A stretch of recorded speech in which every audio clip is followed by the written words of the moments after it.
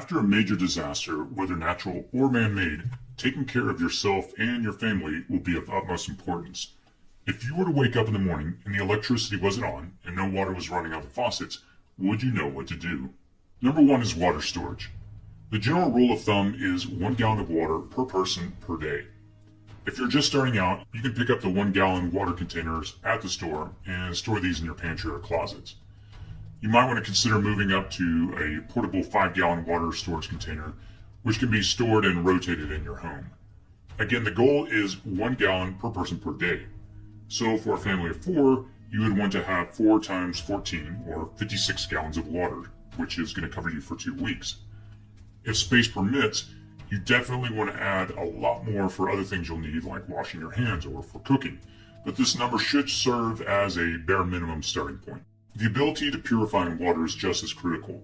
Having the ability to boil your water, purify and filter it is critical when the water supply has been compromised. Dysentery, cholera, and other human infectious diseases are rampant after the water infrastructure is impacted by a disaster.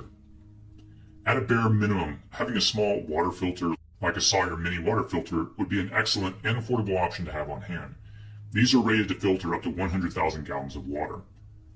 Bleach can also be used to help purify your water to destroy harmful pathogens that could lead to illness or death. Number 2 is food.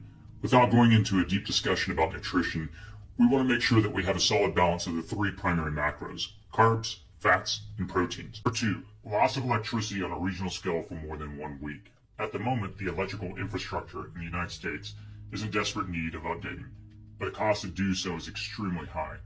At a time in our nation's economy where we're in skyrocketing debt, updates to our nation's infrastructure are taking a back seat. Other potential external threats like EMPs, while not highly probable, also represent a problem that could be catastrophic. Government studies have estimated that 90% of the population in the United States would die without electricity within the first 12 to 24 months. When there's no electricity, there's no water, food, climate control, modern medicine, and of course security would be a big problem with civil unrest. If you see the grid go down for longer than a week, you can expect chaos to ensue as people get desperate, especially in high-density population areas.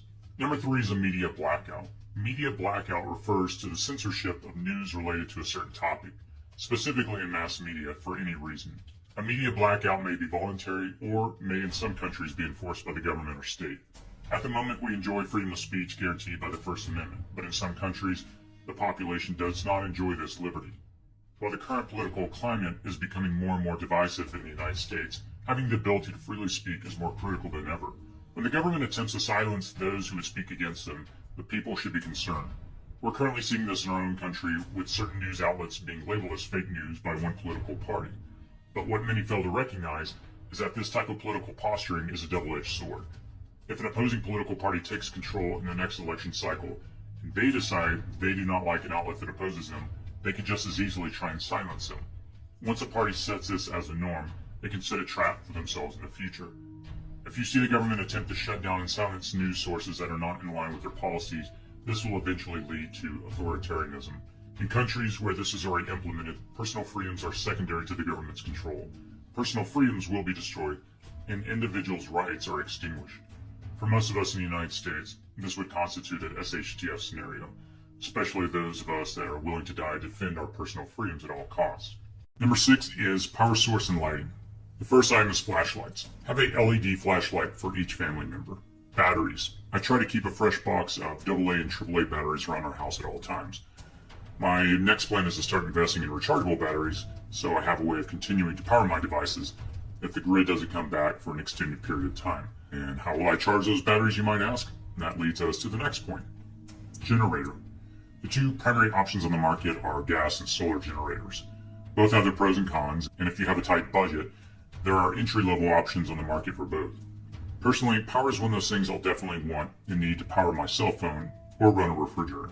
Number 7, having cash on hand. When power goes down, the banks and ATMs will go down as well. As we move toward a cashless society, people tend to no longer carry cash. In these moments, cash will be king.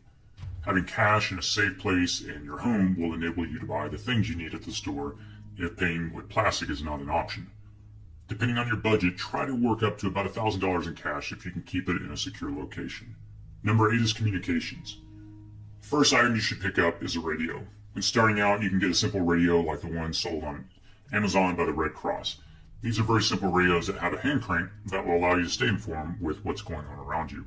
A ham radio. Another affordable option is an entry-level ham radio that will allow two-way communication. During an emergency, you are legally allowed to broadcast on these devices without a license. Corded phone. Many of us have moved away from corded phones and simply rely upon our mobile phones. But a dedicated phone line in your house generally will work when the power goes down. Point number 9 is mobility. Most of the items mentioned above will be useful if you are able to stay in your home. But what would you do if you were forced out of your home due to something that was beyond your control, like a hurricane, earthquake, or fire? In these situations, you'll need to be able to grab your stuff and go. Having a bag with necessary items, aka bug out bag, will provide you with the essentials to survive out of your home. This bag should provide you with the following: shelter, water, food, and security.